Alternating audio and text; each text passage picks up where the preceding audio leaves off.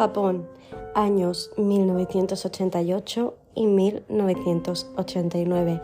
Han desaparecido 4 niñas y 3 han aparecido asesinadas. La policía está a punto de dar con el monstruo de Saitama.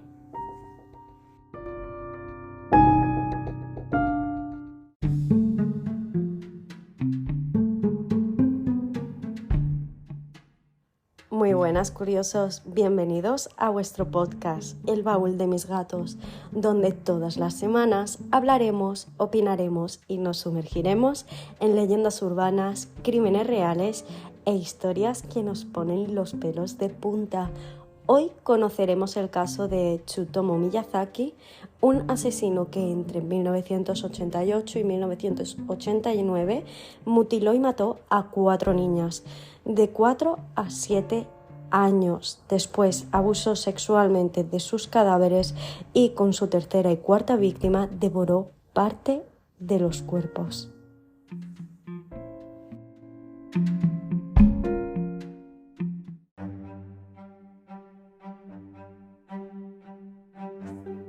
Conozcamos un poco al protagonista de nuestra historia. Tsutomu Miyazaki nació el 21 de agosto de 1962 en Tokio, Japón. Fue un bebé prematuro y nació con una deformación en las manos. Sus muñecas estaban fusionadas con el antebrazo y no podía doblarlas hacia arriba ni nada. Tenía que mover los antebrazos si quería rotar las manos y además sus dedos eran exageradamente largos, dándole un aspecto más que tétrico. Os dejaré fotografías en las redes sociales porque es que da realmente miedo. Su familia estaba acomodada económicamente e incluso tenían una significativa influencia política en el área de Itsukaichi. Su padre, Katsumi Miyazaki, era propietario de una imprenta y poseía el Akikawa Shimbun, un importante periódico local. Tenía 3 hermanas, una mayor y 2 menores, y su abuelo Sokichi era el que se hacía cargo de sus nietos y realmente la única persona que le prestó atención y que lo escuchaba, que le daba amor, y el único ser humano al que amó realmente Tsutomu. De hecho, siempre culpó a sus padres de que trabajaban muchísimo, que eran adictos al trabajo y de que los llenaban a él y a sus hermanas con regalos para suplir el afecto y la atención que necesitaban realmente, ¿no? Uno de los regalos que ya le hicieron en los años 80, cuando era adulto, fue un Nissan Langley, el cual es muy importante en nuestra historia, pero esto lo veremos más adelante. Cuando fue capturado, incluso confesó que si hubiera tratado de hablar con mis padres acerca de mis problemas, ellos me habrían ignorado, añadiendo también que llegó a sopesar el suicidio. Esta posición económica de su familia, pues obviamente lo llenó de bienes materiales y aparte le brindaba muchísima libertad. A pesar de esto, su infancia fue muy dura. Desde los 5 años empezó a recibir burlas de sus compañeros e incluso uno de ellos recuerda que le decían que tenía las manos divertidas porque le era imposible moverlas con facilidad, lo que hizo que cada vez fuera más introvertido y que se sintiera muy avergonzado de sí mismo. Prefería aislarse de sus compañeros, pues para evitar ser el objetivo de las burlas. Incluso escondía las manos en las fotografías familiares para que no quedara constancia de ellos, pues ni en las fotos, ¿no? A pesar de esto, era un excelente estudiante que destacaba por sus buenas notas. Se dice que dedicaba hasta 2 horas diarias al estudio. Hizo primaria en la escuela de Itsukaichi y fue pues casi invisible. Tanto alumnos como profesores, de los pocos que lo recuerdan, dicen que era un niño tranquilo, solitario e incapaz de hacer amigos, pero aún así él tenía sueños y uno de ellos era ser normal. En una redacción del colegio escribió que cuando fuera adulto compraría un coche para conducirlo ir a un restaurante para comer curry y arroz e incluso visitar a su familia, pero siempre terminaba por culpar a su aspecto y a su genética por no poder hacer las cosas que tanto anhelaba y que sus sueños se quedaran en el aire. Esta frustración e impotencia que sufría le llevaron a refugiarse en el manga y el anime. Se pasaba hasta altas horas de la madrugada leyendo todo lo que podía de manera, se podría decir, compulsiva inclusive, ¿no? Aún así sacó una de las puntuaciones más altas en el examen de acceso para la escuela secundaria en el instituto de Meidai Nakano High School. También dominaba casi a la perfección el inglés y planeaba entrar en la Universidad de Meiji, que estaba afiliada con su colegio. Pero cada vez se fue desmotivando más con los estudios y terminó en el rango 40 de los 56 estudiantes de su clase, por lo que no entró a la universidad y otro de sus sueños se vio frustrado. En vez de buscar clases de repaso o algún grupo de apoyo para mejorar sus notas, simplemente se retiraba y dibujaba cómics y mangas, que era otro de sus sueños, pero su condición lo frustraba porque no podía dibujar bien. Aún así, no dejó que esto le frenara y entró en la universidad local estudiando fotografía y graduándose pues en el año 1983, y así consiguió un trabajo en la empresa de un amigo de su padre. Durante su periodo en el instituto se percató de que el tamaño de su miembro era más pequeño de lo normal, llegando a tener incluso problemas para orinar, lo que ocasionó más burlas hacia él. Un compañero dijo: su pene no era más grueso que un lápiz ni más largo que un palillo de dientes. Esto también pues fomentó que Tsutomu ni siquiera se atreviera o le pasara por la mente el intentar entablar una conversación con una chica, ¿no? Y evitaba el contacto pues a toda costa.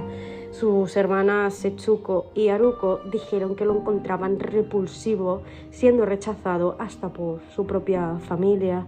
A pesar pues, de esta condición, el apetito sexual de Tsutomu era más elevado de lo normal, a tal punto de que en la universidad solía aprovechar los partidos de tenis para hacer fotos y grabar a las jugadoras su entrepierna, la ropa interior y eso, pues para darle más tarde un uso más privado. Consumía pornografía, evidentemente, incluso hentai, que es anime o manga pornográfico.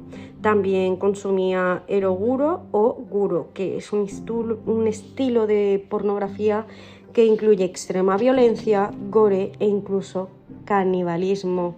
Ese apetito insaciable y su poco contacto con el mundo real le llevó en 1984 a consumir pornografía infantil, cosa pues que lo volvió un pedófilo sin duda.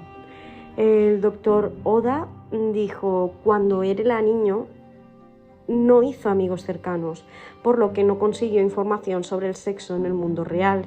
En cambio, se volvió hacia los vídeos, los cómics y la pornografía, y el profesor Ishii de la Universidad de Aoyama Gakuin dijo: la gente crece en ambientes similares, pero nunca se convierten en asesinos. Trabajó durante algunos años en la imprenta y ahorró más de 3 millones de yenes, pero se mudó de nuevo a la casa familiar, donde compartió habitación con su hermana mayor. En mayo de 1988 murió su abuelo y se cree que esto fue el detonante de los asesinatos, porque 3 meses después Tsutomu cruzó la línea. Recordemos que Shokichi era el único vínculo humano que tenía en su vida y probablemente la muerte de este marcó una ruptura definitiva con la sociedad para él. Incluso tras la cremación de su abuelo, ingirió parte de las cenizas para seguir llevando su esencia para siempre. Esto es algo que en Japón se practicó durante siglos y que ayudaba a la familia de la persona fallecida a continuar hacia adelante. Hay creencias de que, bueno, creencias no, se sabe que a veces se comían las cenizas, a veces se comían el cuerpo, ¿no? Incluso si eran devorados por animales, se comían partes de ese animal para liberar el alma del familiar, ¿no? Esto se supone que les hacía sentir que siempre iba una parte de su ser querido con ellos, pero ya no se hace, ¿vale? Hace muchísimo tiempo que dejó de ser una práctica en el país nipón. La muerte de su abuelo también le llevó a mostrarse muy agresivo con su propia familia. Su hermana pequeña recuerda que una vez lo encontró espiándola mientras se bañaba y que cuando lo vio y le gritó ¿qué haces? Pues montó en cólera, entró en el baño, la agarró por el pelo y le golpeó la cabeza contra la bañera. Cuando su madre se enteró y se lo recriminó, le dijo que qué había hecho y le dijo que debería trabajar más y ver menos anime, también la agredió, lo que provocó pues una ruptura definitiva con su familia. Tsutomu confesó tras ser atrapado que me sentía solo y cada vez que veía a una niña jugando sola era casi como verme a mí mismo.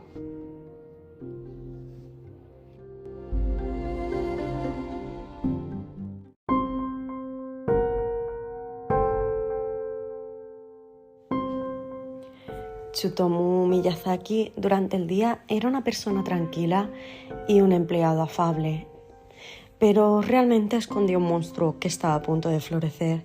Ya había intentado fotografiar a niños en el parque, pero la tarde del 22 de agosto de 1988, mientras conducía su Nissan Langley, el mismo del que hemos hablado antes, el que le regaló su padre, y pieza clave del caso, vio a la pequeña Mary Kono, de 4 años de edad. Esta vivía en el complejo de apartamentos Iruma de Saitama. Había salido a jugar con una amiga, pero a las 6:23 de la tarde no había vuelto a una casa y su padre, el arquitecto Shigeo Kono, llamó a la policía para notificar su desaparición. Es muy común y de cultura general en Japón que los niños de muy temprana edad sean independientes y salgan a jugar, vayan al colegio solos y se les vea paseando la calle sin compañía de alguien adulto. Tengamos en cuenta que Japón tiene un índice de criminalidad muy bajo y que estos sucesos son muy extraños, por lo que es habitual ver a niños solos por la calle y que a nadie le extrañe. Cuando Tsutomu vio a Mary, se paró cerca y bajó el vidrio del conductor y le dijo: ¿no te gustaría ir a un lugar más fresco? Así que Mary, que tenía calor, le dijo que sí al conductor con la cabeza y se fue con él. Ella jugaba con los botones de la radio del coche mientras Tsutomu se dirigía hacia Hachioji, disculpad, que está al oeste de Tokio, y justo antes de llegar al puente de Musashino giró a la derecha en dirección Ichakaichi. Ya llevaban 1 hora de viaje cuando paró el coche en un estrecho camino de tierra en uno de los bosques que rodea la central de Shintama. Se bajaron del vehículo y caminaron unos 20 o 30 minutos. Se sentaron en el sendero y Mary, que estaba muy cansada, empezó a llorar. Tsutomu entró en pánico y pensó en qué pensaría la gente si lo descubría con una niña de 4 años y decidió estrangularla. Mientras el pequeño angelito de Mary moría, nació el monstruo asesino de 26 años, conocido primero como el monstruo de Saitama, después el asesino de la niña pequeña. También se le llamó Drácula y en último lugar, mundialmente fue conocido como el asesino otaku. Una vez la pequeña Mary ya no respiraba, Tsutomu tocó su cuerpo y lo violó. La dejó en posición de reposo y cogió su ropa a modo de trofeo y tan tranquilamente se fue de nuevo hacia su coche. Siguió con su vida como si nada, obviamente. De hecho, confesó que nunca había sentido remordimientos por ninguno de sus crímenes y que al contrario, nunca se había sentido tan feliz. El día 3 de octubre de 1988 se encontró con una pequeña de 7 años, Masama Yoshizawa, y siguió exactamente el mismo guión que con Mary. Tras convencerla de subir al coche, la llevó al mismo lugar que Mary-kun y, sin vacilar, en un momento de despiste de Masama, la estranguló y repitió los mismos horripilantes actos. La policía ya tenía 2 niñas desaparecidas y se desplegó un gran movimiento policíaco. Esto no era para nada común.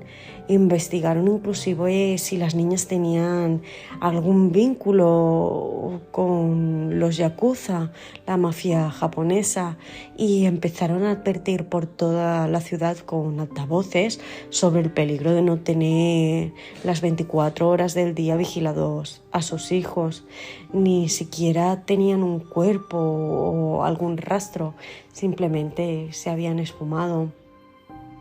Tsutomu nunca había mostrado mucho aprecio por la vida. Ya antes había estrangulado a un perro con un alambre, lanzó al río un gato y había hervido otro.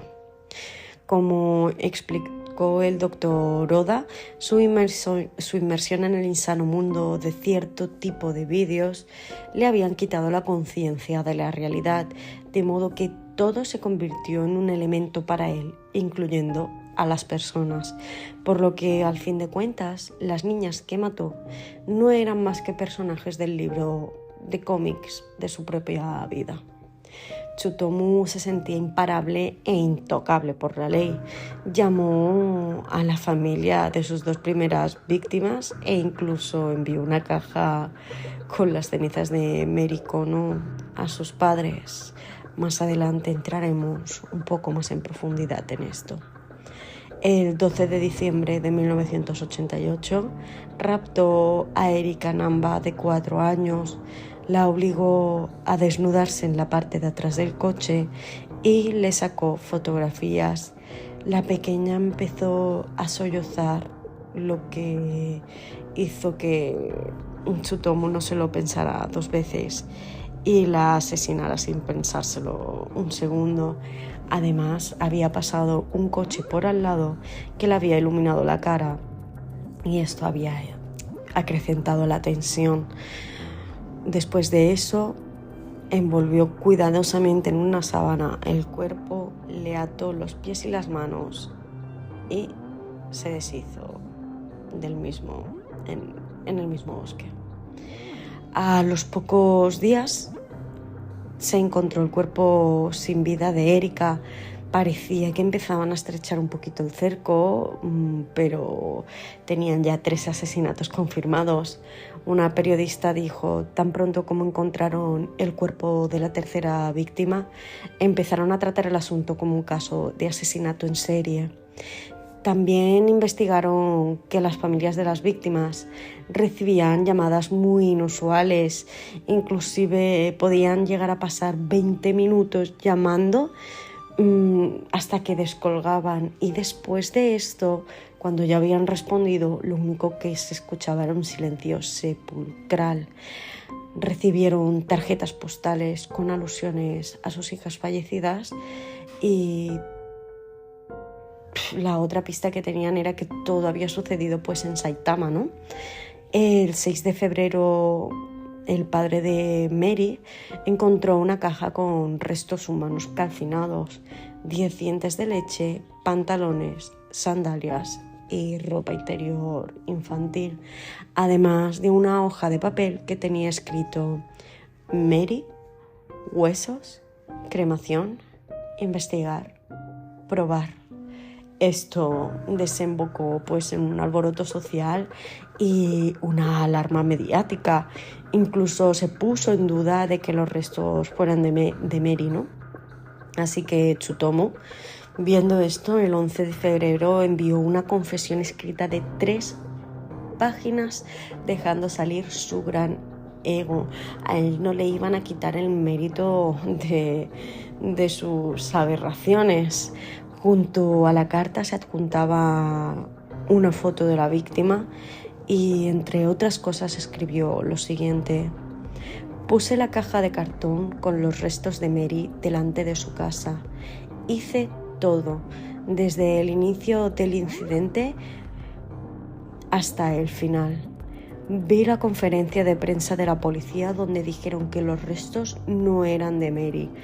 Ante las cámaras, su madre dijo que el informe le dio nuevas esperanzas de que Mary aún podría estar viva. Supe entonces que tenía que escribir esta confesión para que la madre de Mary no siguiera esperando en vano. Lo repito, los restos son de Mary. Y la firmaba un tal Yoko Imada. Este nombre lo eligió porque hace juego con las palabras "ahora te diré" en japonés. Os podéis imaginar el revuelo que causó esto. Peritos de caligrafía examinaron la letra sin poder siquiera establecer pues, el sexo del autor. La policía entregó folletos de la confesión por todo Saitama y el vecindario donde vivían las niñas, y posteriormente se identificó la marca de la cámara que había tomado la fotografía, una Mamiya 67, y que el tipo de letra de las postales estaba hecha con fotocomposición. El 11 de marzo de 1989 se celebró el funeral de Mary con los restos que el asesino había devuelto a la familia. Pero cuando regresaron a casa encontraron una nota del tal Yuko Imada con una especie de crónica forense y de todos los cambios que sufrió el cuerpo de la pequeña Mary hasta que decidió entregarlo. Según el profesor Akira Ishii, nada de eso tenía un significado social para él. Era como jugar a un videojuego. Además del punto de causar sensación, no estaba tratando de obtener el reconocimiento de la sociedad. Tenía una sociedad en su mente de la cual él era el núcleo. En junio de 1989, los vecinos encontraron a Tsutomu fotografiando la ropa interior de unas niñas del barrio, pero cuando fueron tras él, este logró escaparse, salió corriendo y ni siquiera lo reconocieron, ¿no?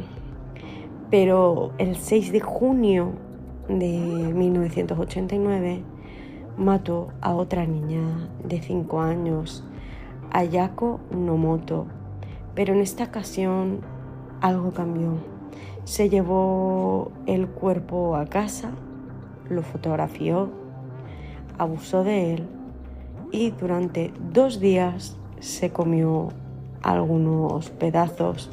Cuando empezó a descomponerse, lo descuartizó y tiró el torso en el baño de un cementerio, la cabeza en una pradera y conservó las manos para beber su sangre.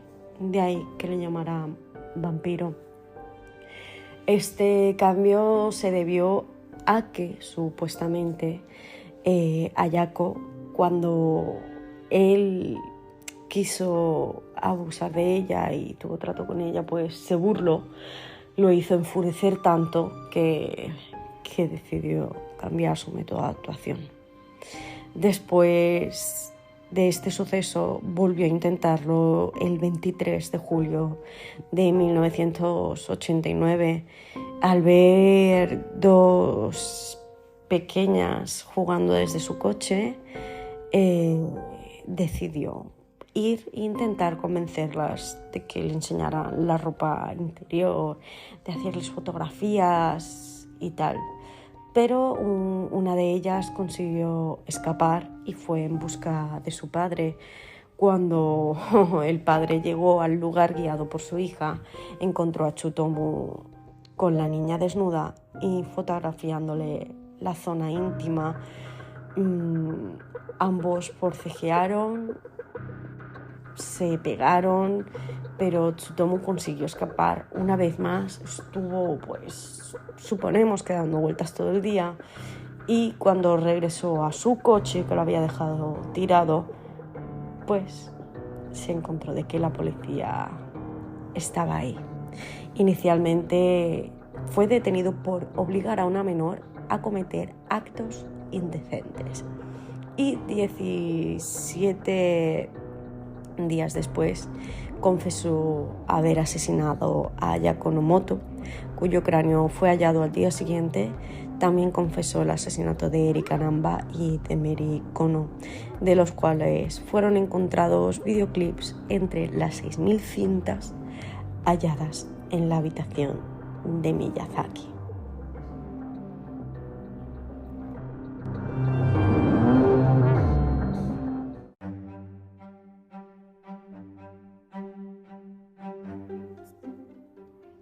El asesino otaku fue declarado culpable en 1989, después de la condena de su hijo. El padre de Tsutomu, que se había negado a pagar la defensa legal de este por razones obviamente morales, no toleró el deshonor y, como es relativamente habitual entre los japoneses, pues se suicidó. En cuanto a este suceso, Tsutomu dijo que nunca se había sentido tan feliz y que le alegraba que su padre hubiera hecho eso. Durante la década de 1990, Tsutomu permaneció encarcelado mientras le hacían una serie de evaluaciones psiquiátricas, las cuales concluyeron en 1997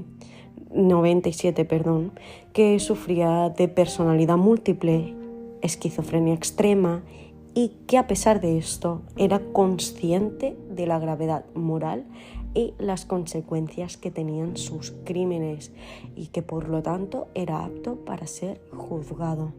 Poco después se lo condenó a muerte en la horca, pero pasó muchos años en el corredor de la muerte intentando conseguir un indulto.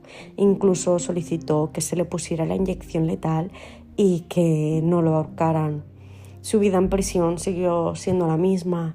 Leía mangas, anime, veía series y películas, y el 17 de enero del 2006 la Corte Suprema de Justicia ratificó su condena a muerte en la horca, ya que en base a los análisis psiquiátricos el asesino no sufría ningún trastorno mental cuya naturaleza lo librara de su responsabilidad penal. Así que en junio de 2008 fue aplicada la condena al asesino otaku.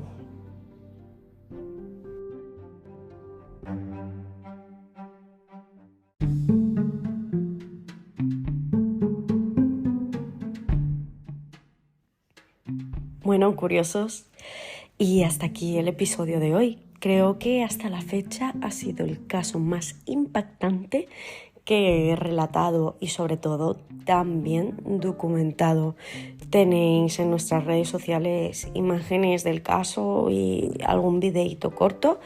Y no olvidéis que si nos estáis viendo en YouTube, pues bueno, lo veis mientras escucháis esto, ¿no? Nos encontráis en Instagram, en TikTok y en YouTube como El Baúl de Mis Gatos Podcast, y en Spotify como El Baúl de Mis Gatos. Muchísimas gracias por haberme escuchado hasta aquí. Os invito a que nos sigáis, nos deis me gusta y dejéis vuestros comentarios. Nos vemos la semana que viene en un caso más, aquí en vuestro podcast de confianza.